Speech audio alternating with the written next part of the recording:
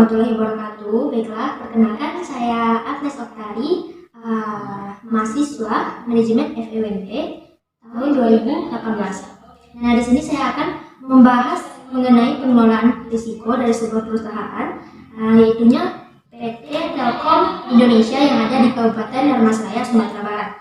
Nah, jadi di sini ada beberapa hal yang ada beberapa langkah yang akan dilakukan. Yang pertama yaitu ada pengidentifikasian risiko dengan metode-metode yang ada. Yang kedua, pengukuran risiko dengan loss frequency measurement dan juga loss severity measurement. Dan yang terakhir yaitu penanganan atau penanggulangan dari risiko-risiko tersebut.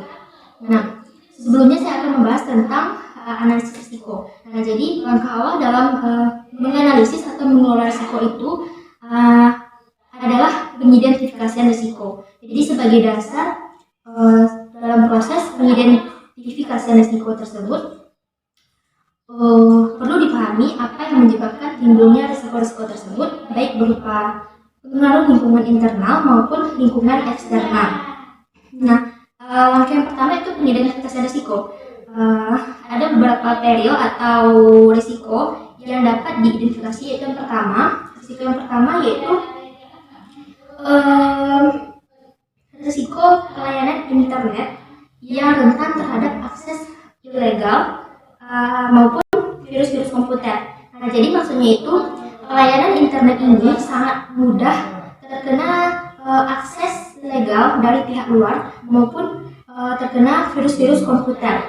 Nah, jadi metode yang dapat lakukan untuk mengidentifikasi risiko ini adalah dengan menggunakan metode pemeriksaan langsung. Nah, jadi metode pemeriksaan langsung ini hampir sama dengan metode analisis lingkungan, di mana perusahaan secara langsung memeriksa apa yang menjadi penyebab timbulnya risiko rentannya pelayanan internet terhadap akses ilegal dari pihak luar maupun dari virus-virus komputer.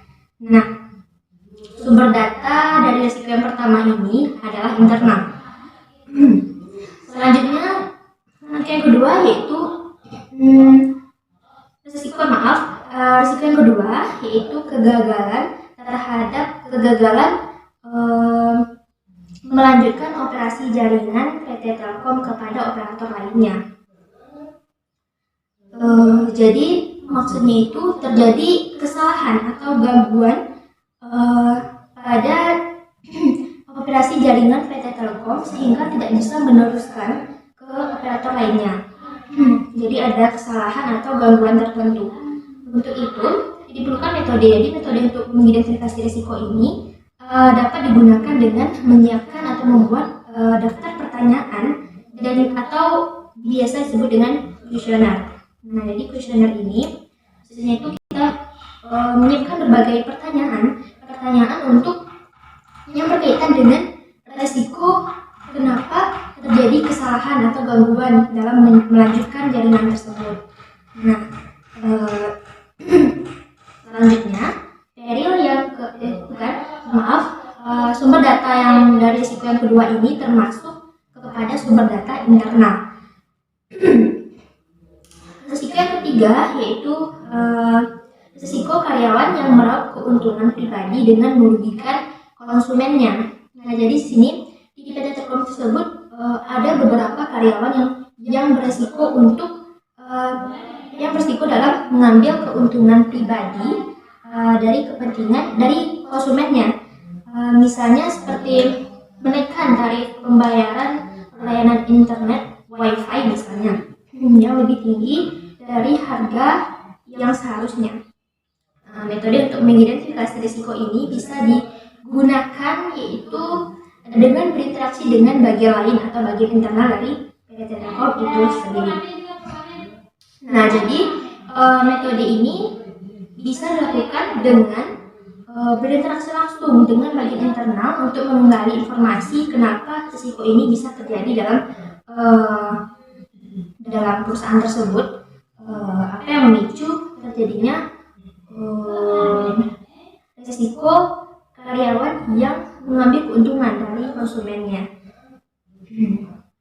Risiko yang selanjutnya keempat yaitu adanya produk atau layanan baru dari PT yang menyaingi PT Telkom. Jadi maksudnya itu ada layanan baru dari PT sejenis atau PT kompetitor yang menyaingi PT Telkom sehingga berisiko berpotensi untuk menyaingi PT Telkom. Baiklah, selanjutnya yaitu resiko satelit PT Telkom yang memiliki masa operasi yang terbatas. Jadi maksudnya itu PT Telkom ini memiliki kapasitas tertentu dalam pengoperasian jaringannya. Nah, untuk itu metode yang dapat dilakukan untuk mengidentifikasi risiko ini bisa digunakan yaitu menggunakan metode dengan metode menganalisis catatan atau statistik. Jadi perusahaan itu bisa memeriksa, menganalisis dan juga melihat bagaimana operasi jaringan atau batas dari kemampuan jaringan PT Telkom tersebut dari satelitnya secara berkala atau terus-menerus sehingga bisa mengurangi risiko yang terjadi dari terbatasnya operasi jaringan satelit PT Telkom tersebut. Nah, sumber data dari satelit PT Telkom ini termasuk sumber datanya itu internal. Sedangkan kalau risiko sebelumnya adanya produk atau layanan baru dari PT yang menyaingi PT Telkom itu termasuk eksternal. Kenapa eksternal? karena risikonya itu berasal dari para pesaing atau kompetitor. Jadi berasal dari luar perusahaan dan bukan dari dalam perusahaan. Nah, risiko yang keenam yaitu risiko terjadinya kebocoran pendapatan. Jadi maksudnya itu PT Telkom mengalami kesulitan dalam memperoleh pendapatan yang seharusnya menjadi hak dari PT Telkom itu.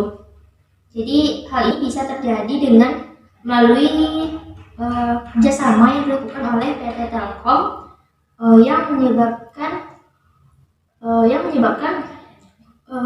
perusahaan yang bekerjasama dengan PT Telkom tersebut tidak memberikan umpan balik berupa keuntungan pendapatan gitu. Jadi tidak ada umpan balik antara perusahaan yang diajak bekerja sama tadi sehingga terjadilah kebocoran pendapatan. Metode yang dapat dilakukan untuk mengidentifikasi risiko ini dapat dilakukan dengan menganalisis laporan keuangan. Nah, jadi perusahaan bisa menganalisis dan meninjau ulang laporan keuangan dari PT Telkom itu sendiri, terutama pada neraca dan juga laporan laba ruginya. Nah, sudah ada 6 risiko atau peril yang saya bahas sebelumnya dan juga metode-metode dalam pengidentifikasian risiko. Nah, langkah selanjutnya yaitu pengukuran risiko. Jadi pengukuran risiko ini terdiri dari 2 komponen yaitu loss frequency measurement dan juga loss severity measurement. Nah, jadi nanti akan dari pengukuran risiko ini akan dihasilkan mapping of risk atau mapping risiko atau bisa juga disebut dengan pemetaan risiko. Jadi kita bisa tahu dari mapping of risk ini mana risiko yang memiliki frekuensi lebih besar, kemungkinan lebih besar terjadi dalam suatu perusahaan, dan juga untuk mengetahui seberapa tingkat keparahan dari suatu risiko tersebut sehingga kita bisa mengambil langkah awal terhadap risiko yang perlu ditindaklanjuti terlebih dahulu dari risiko-risiko yang lain yang tidak terlalu mendesak begitu. Dari 16 observasi yang sudah saya lakukan pada PT ini, yaitu PT Telkom Indonesia yang ada di Kabupaten Dharmasraya, saya mendapatkan pengukuran risiko dari 6 risiko yang sudah saya identifikasi tadi. Di mana risiko yang pertama tadi kan risiko pelayanan internet yang rentan terhadap akses ilegal dan virus komputer. Nah, ini tingkat frekuensinya berada pada tingkat moderat, sedangkan tingkat keparahannya ada pada berat. Yang kedua, kegagalan terhadap pelayanan masa operasi jaringan yang kegagalan dalam melanjutkan operasi jaringan ke operator lainnya. Nah, di sini tingkat frekuensinya ada pada slide, sedangkan tingkat keparahannya ada pada tingkat ringan. Selanjutnya, risiko yang ketiga yaitu risiko karyawan yang meraup keuntungan dari konsumennya. Nah, ini tingkat frekuensinya ada pada slide juga, namun tingkat keparahannya ada pada tingkat sedang. Yang keempat, yaitu risiko adanya produk atau layanan baru dari PT yang menyaingi PT Telkom. Nah, di sini tingkat frekuensinya ada pada definite dengan tingkat severity berat. Risiko yang kelima yaitu risiko satelit PT Telkom yang memiliki masa operasi yang terbatas. Nah, di sini tingkat frekuensinya termasuk kepada moderat dengan tingkat keparahan berat. Dan yang terakhir yaitu risiko terjadinya kebocoran pendapatan. Ini terletak pada tingkat frekuensi almost full dengan tingkat keparahan sedang. Itulah pengukuran risiko dari yang dihasilkan di mana akan menghasilkan mapping of risk. Langkah selanjutnya yaitu penanganan atau penanggulangan dari risiko yang sudah diidentifikasi dan juga sudah diukur sebelumnya. Untuk risiko yang pertama yaitu risiko terhadap layanan internet yang rentan akan akses ilegal dan virus komputer. Nah, di sini jenis penanganan risiko yang dapat dilakukan yaitu dengan mengurangi risikonya. Maksudnya itu perusahaan bisa mengurangi risiko dengan cara meminimalisir risiko yang ada dengan mengurangi dampak akibat terjadinya mudahnya akses ilegal tadi, mudahnya layanan internet tadi diakses oleh pihak luar atau ilegal dan virus komputer, sehingga dapat dikurangi risiko seoptimal mungkin. Nah, untuk risiko yang kedua, jenis penanganannya itu jadi kan risiko yang kedua itu kegagalan melanjutkan operasi jaringan ke operator lainnya. Nah, jenis penanganan risiko yang dapat dilakukan yaitu dengan mengurangi risiko, di mana perusahaan bisa meminimalisasi risiko tersebut dengan cara mengurangi kemungkinan terjadinya risiko kegagalan atau kesalahan dari penerusan jaringan tersebut dengan jalan merubah teknik maupun meningkatkan kualitas dari jaringan PT Telkom itu sendiri. Nah, untuk risiko yang ketiga, jenis penanganan risiko yang dapat dilakukan yaitu tadi kan risikonya adalah risiko karyawan yang meraup keuntungan dari konsumennya. Nah, jadi jenis penanganan risiko yang dapat dilakukan yaitu dengan mengurangi risiko sama seperti sebelumnya, di mana perusahaan bisa mengurangi kemungkinan terjadinya risiko karyawan yang mengambil keuntungan. Mungkin bisa dengan jalan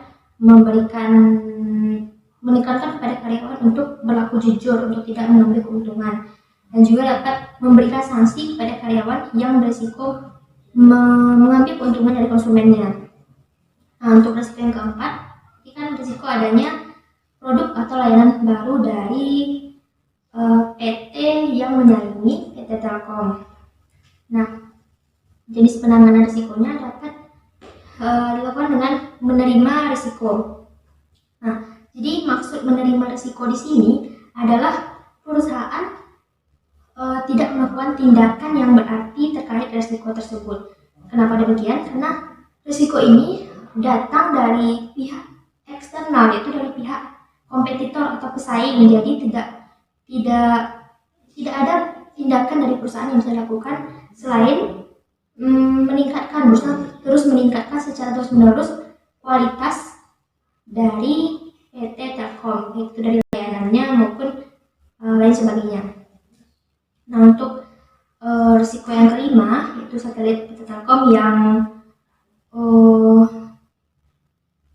memiliki masa operasi yang terbatas. Di sini dapat digunakan jenis penanganan risikonya dengan mengurangi risiko, di mana perusahaan bisa meminimalisir risiko tersebut dengan mengurangi dampak akibat terjadinya keterbatasan dari pengoperasian jaringan satelit PT Telkom, sehingga dapat dikurangi risikonya seminimal mungkin. Nah, hal ini dapat dilakukan secara berkala melalui data statistik satelit PT Telkom tersebut, sehingga kita bisa meningkatkan batas kemampuan operasi dari satelit PT Telkom. Nah, untuk risiko yang ke-6, yaitu risiko terjadinya kebocoran pendapatan, bisa digunakan jenis penanganan risikonya dengan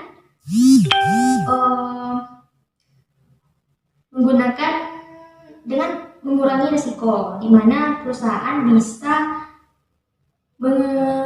meminimalisasi risiko tersebut, risiko terjadinya kebocoran pendapatan tadi, dengan mengurangi kemungkinan terjadinya kebocoran pendapatan.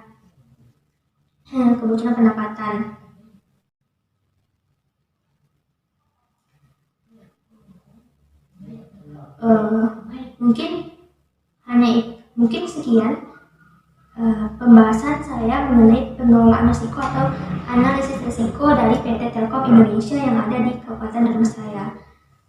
Kalau ada salah dan kurangnya saya mohon maaf. Wabillahi taufiq wal hidayah. Wassalamualaikum warahmatullahi wabarakatuh.